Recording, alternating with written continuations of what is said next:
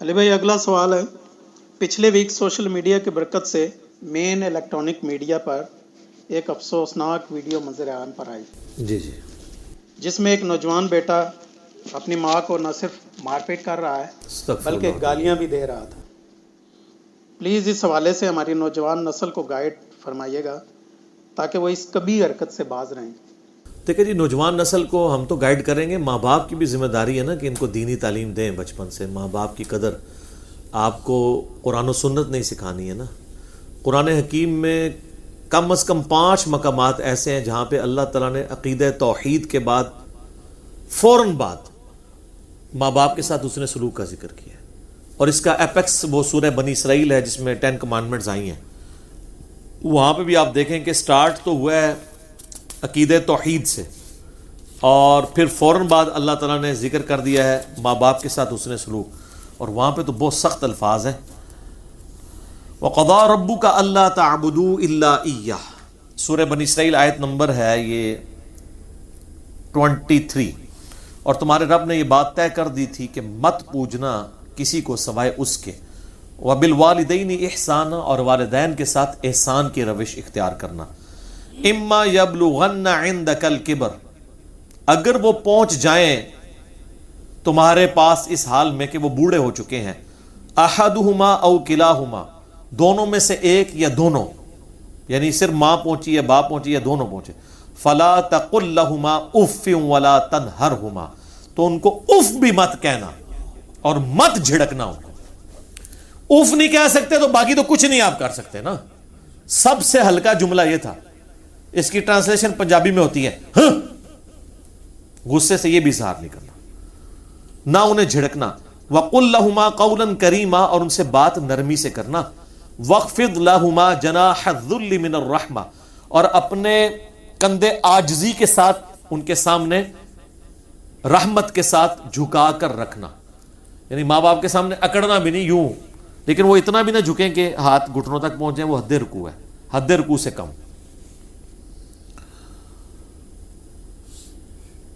वक़ुल रब्बिरहमहुमा कमा रब्बयानी सगीरा, और अल्लाह के हुज़ूर दुआ करना कि अल्लाह इन दोनों पर इसी तरीके से रहम फरमा जिस तरह बचपन में इन्होंने रहम करके मुझे पाला था।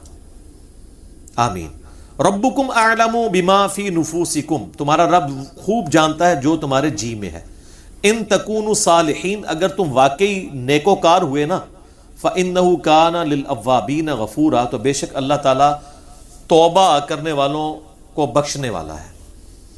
यानी अगर तुम्हारी नीयत नहीं थी ना गुस्ताखी करने की, बाज़ुकात कभी जुबान से कलमा निकल गया तो फिर तो उस पर दरगुजर हो जाएगा, लेकिन अगर तुम आदतन गुस्ताख हो तो फिर माफ़ी वाला मामला नहीं है जब तक अपनी इस्लाह नहीं कोई कर लेता। तो ये इस बात का सबूत है। हत्ता कि बुखारी मुस्लिम में हदीस है, कोई शख्स अपने माँ बाप को गाली मत दे।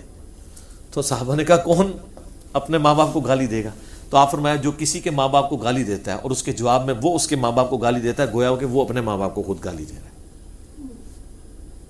इसलिए सूरह लुकमान के अंदर जहाँ पे हज़रत लुकमान अलैहिस्सलाम के अपने बेटे को नसीहतें आई हैं, उनमें से एक नसीहत जो है वो अल्लाह ने उसमें ऐड की है माँ बाप के साथ हुस्न सलूक के बारे में, और वो भी डिसाइसिव आयात हैं कुरान हकीम में। हज़रत लुकमान की वसीयतों के ऊपर मेरा ऑलरेडी भी एक क्लिप रिकॉर्डेड मौजूद है। 10 वसीयतें उन्होंने की थी, 9 उसमें से उनकी हैं, और ये अल्लाह ताला ने बीच में एक ऐड की जो शायद उन्होंने आर्जी की वजह से छोड़ दी थी अपने, चूँकि वो उनके अपने बारे में थी। इसलिए अल्लाह ताला माता है कि ये माँ बाप के बारे में जो वसीयत है वो अल्लाह ताला ने की है। और यहाँ पे वो अकीदा भी क्लियर हो जाएगा आपको कि वो जो कहते हैं ना जी, वो जी अगर माँ बाप मना कर दे दाढ़ी रखने से तो कुरान में तो हुक्म है माँ बाप की पैरवी करनी है। एड्डे जनाब सादे बड़े होते थे। यही माँ बाप जब आपको लव मैरिज करने से रोक रहे होते हैं उस वक्त तो आप कहते हैं नहीं जी वो मेरी मर्जी। दाढ़ी के बारे में आके आपको फौरन ख्याल आ जाता है कि माँ बाप के ताबे फरमान। ठीक है, साढ़े को तो फिर पक्कियां जना जी। ये सूरह लुकमान आयत नंबर है 14। ववस्सैनल इंसान बिवालिदैहि, और नसीहत की गई, वसीयत की गई है इंसान को अपने माँ बाप के साथ, यानी हुस्न सलूक की। हमलत उम्मुहु वहनन अला वहन, उसकी माँ ने उसे उठाए रखा प्रेगनेंसी के दौरान, तकलीफ पर तकलीफ झेलते हुए। وفصالہ فی عامین ان اشکر لی ولوالدیک. اللہ تعالیٰ فرماتا ہے کہ اس کا دودھ چھڑانا جو ہے وہ 2 سال میں ہے، اور یہ کہ تم اس کا شکر کرو،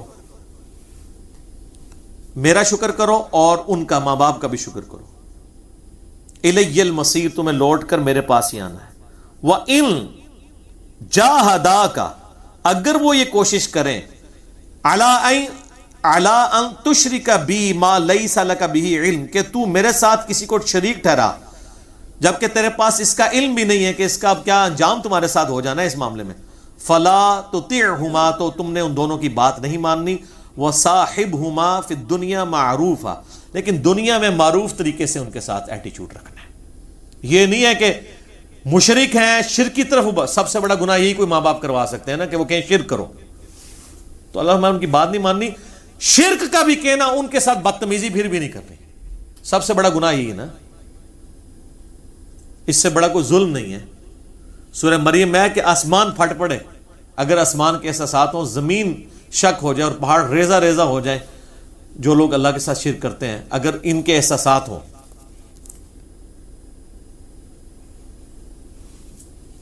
تو ان کے ساتھ تم نے معروف طریقے میں پیش آنا. اس کانٹیکسٹ میں بخاری مسلم میں حدیث ہے، اسماء بنت ابی بکر جو حضرت ابو بکر کی بیٹی ہیں، سیدہ عائشہ کی بڑی بہن، ان کی ماں کافرہ تھی پہلے، تو انہوں نے حضور سے کہا کہ وہ میرے پاس آتی ہے، میں اس کے ساتھ حسن سلوک کروں؟ آپ فرمایا ہاں اس کے ساتھ حسن سلوک کرو دنیا میں، حالانکہ وہ مشرکہ تھی. تو حسن سلوک آپ نے کرنا ہے، چاہے کوئی بد عقیدہ ہے، بد مذہب ہے، دوسرے کسی فرقے کا ہے، کافر ہے، مشرک ہے ماں باپ، تب بھی آپ نے ان کا احترام کرنا ہے. آپ نے ان کے ساتھ اس طرح کا ایٹیچیوڈ نہیں جو یہ ویڈیو میں دیکھنے کو ملا. یہ تو ہے تصویر کا ایک رخ. اب تصویر کا دوسرا رخ بھی ہے کہ اولاد اس لیول پہ کیوں پہنچتی ہے. ہمارے سب کانٹیننٹ کے معاشرے میں بچے اس طرح نہیں ہے کہ اپنے ماں باپ کے ساتھ اس طرح بیہیو کریں. ایون دیندار نہ بھی ہوں تب بھی یہاں پہ ہمارے کلچر میں وہ رسپیکٹ ہے، ایون رسپیکٹ نہیں، ڈر بھی ہے اپنے ماں باپ کا. بوڑھے بھی ہو جاتے ہیں تب بھی ماں باپ سے ڈر رہے ہوتے ہیں. ٹھیک ہے کہ اس طرح کی کوئی ایکٹیویٹی کا سوچ نہیں سکتا. اس کا آپ دوسرا رخ دیکھیں گے نا، جو خبریں آئی ہیں ان کی والدہ کی طرف سے کہ جو ان کا ایٹیچیوڈ ہے اپنے اس بیٹے اور بہو کے ساتھ، وہ بھی انتہائی شرمناک ایٹیچیوڈ ہے. تو یہ تو اسی طریقے سے کہ آپ اگر کسی مسجد میں یعنی گالیوں کی آواز سنیں، اور جب تک آپ گالیوں کی آواز سنیں گے آپ تو یہ کہیں گے کوئی بہت بدبخت ہے جو گالیاں نکال رہا ہے. لیکن آپ مسجد میں جب جائیں تو آپ کو پتہ چلے کہ کوئی مسجد میں اسی نمازی بچے کے ساتھ کوئی حضرت صاحب منہ کالا کر رہے ہیں اور اس کے اوپر وہ چیخ کے گالیاں نکال رہا ہے، تو آپ کو اس کی گالیاں بھول جائیں گی مسجد میں نکالی ہوئی، کیونکہ آپ کو اس سے بڑا جرم نظر آ جائے گا، یار وہ صحیح تو چیخ رہا ہے. میں جسٹیفائی نہیں کر رہا. ماں باپ اگر کسی کے ساتھ زیادتی بھی کریں تب بھی آپ کو یہ حق نہیں کہ ماں باپ کو ماریں یا گالی گلوچ کریں، لیکن روٹ کاز انالیسس ہونا چاہیے کہ یہاں تک بات پہنچتی کیوں ہے.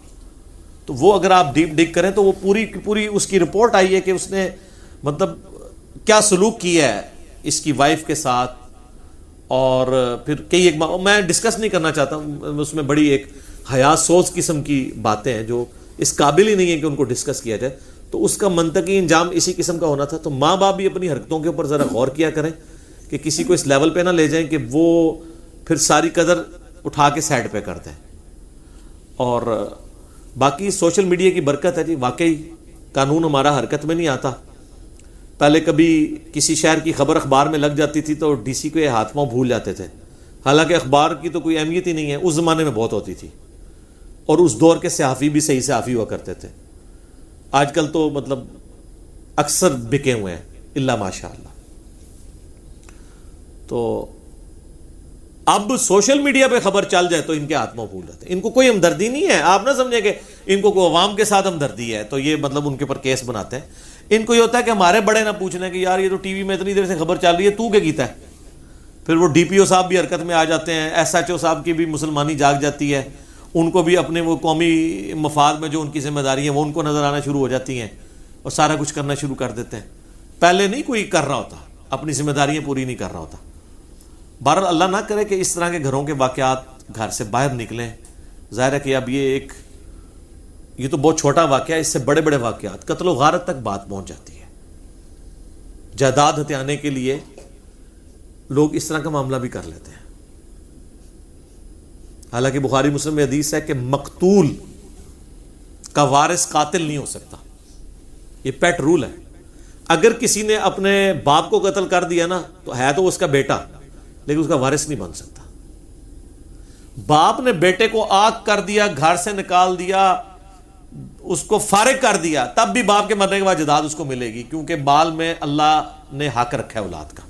لیکن جب اللہ ہی اپنا حق اٹھا لے، بخاری مسلم میں حدیث ہے کہ قاتل جو ہے نا وہ اپنے مقتول کا وارث نہیں ہوگا. یہ جنرل ہے، یعنی بھائی بھائی کو قتل کرتا ہے تو اس کی جائیداد کا وارث نہیں ہو سکتا. باپ بیٹے کو مارتا ہے یا بیٹا باپ کو مار دیتا ہے، اس کی جائیداد کا وارث نہیں ہو سکتا. اس طریقے سے بخاری مسلم میں حدیث ہے کافر مسلمان کا وارث نہیں ہو سکتا، مسلمان کافر کا نہیں ہو سکتا، ایک دوسرے کے وارث نہیں ہو سکتے. تو اس کیس میں ہم اسے کنڈیم کرتے ہیں جی، اور لوگوں سے کہتے ہیں کہ ہوش کے ناخن لیں، کل کو آپ نے بھی بوڑھا ہونا ہے، یہ نہ ہو آپ کی اولاد بھی آپ کے ساتھ یہ سلوک کرے. یہ مکافات عمل تو دنیا میں نے دیکھا ہے. سر یہ اللہ تعالیٰ کا ایسا یونیورسل ٹروتھ ہے کہ جو ہر جگہ اپلائی ہے. ماں باپ کے کیس میں تو ضرور اپلائی ہوتا ہے. اب اس کا یہ مطلب نہیں ہے کہ اگر کسی کی اولاد نافرمان نکل آئی ہے اور وہ خود اپنے ماں باپ کا بہت تابع فرمان تھا تو وہ کہے کہ جی مجھے کیوں سزا ملی، اس کے لیے وہ آزمائش ہو گئی ہے. یا جس کی بھی اولاد نافرمان ہے، یہ مطلب نہیں کہ اس نے بھی اپنے ماں باپ کے ساتھ یہی کچھ کیا ہوگا. وہ آزمائش تو ہو سکتی ہے نا. لیکن جنرلی ہم نے دیکھا ہے جو لوگ کرتے ہیں نا ان کو دنیا میں ان چیزوں کو بھگتنا پڑتا ہے. ان کو تو چھوڑ دیں، آپ پولیٹکس میں دیکھ لیں، جس نے جو گالیاں دوسرے کے لیے استعمال کی ہوتی ہیں نا، وہ اپنی زندگی میں وہ گالیاں خود بھی کھا لیتا ہے. مکافات عمل جاری ہے، جس میں آپ نے یہ ٹاپ آف دا لسٹ ہمارے ملکوں میں، ہمارے ملک کے اندر جو ایک دھرنا سیاست کا سلسلہ شروع ہوا، جو پچھلے دھرنوں میں باتیں ہوتی تھیں نا وہی مخالفین نے اپنے دھرنوں میں ان لوگوں کے اوپر کی، اور وہی مخالفین جو ان دھرنوں میں ان دھرنا دینے والوں کو باتیں کہتے تھے نا کہ یار یہ کیا ملک کا بیڑا گرک کرنے لگے ہو، آج وہی باتیں آج کل کے دھرنا دینے والوں کو اس وقت کے دھرنا دینے والے، چونکہ اب وہ گورنمنٹ میں بیٹھے ہیں، وہ کہہ رہے ہیں. اس کا مطلب ہے کہ یہ کوئی بھولے نہیں ہوتے، ان کو پتہ ہوتا ہے جو کچھ غلط کر رہے ہوتے ہیں. ہاں جب اپنے اوپر بات آتی ہے نا پھر ان کے اندر کی وہ انسانیت یا پاکستانیت یا مسلمانیت جاگتی ہے. وہ اکثر یہ بات کی جاتی ہے نا کہ ہمارے اندر کا مسلمان اس وقت جاگتا ہے جب ہم کسی دوسرے کو غلطی کرتے ہوئے دیکھتے ہیں. اپنی غلطی میں مسلمان نہیں جاگتا. اس کی نمائندہ مثال ڈرائیور ہے. کسی ڈرائیور کو کوئی غلط کٹنگ کر کے آگے چلا جائے نا، ایسی گندی گالیاں نکالتے ہیں نا، اور وہ لگ رہا ہوتا ہے کہ اس بندے نے کبھی بھی ٹریفک سگنل نہیں توڑا ہوگا. وہ اس طرح گالیاں نکال رہا ہوتا ہے کہ جنرل لائسنس دیتا ہے، ایک ہی طرح ڈرائیور بن گیا، حالانکہ وہ خود کئی دفعہ ایسے کرتا ہے. لیکن وہ اس کی جو ہے نا انسانیت اور وہ ٹریفک سگنل کی پاسداری اس وقت جاگتی ہے جب دوسرے کو دیکھتا ہے. اپنے پہ آتا ہے تو بات ختم، ٹھیک ہوگا جی.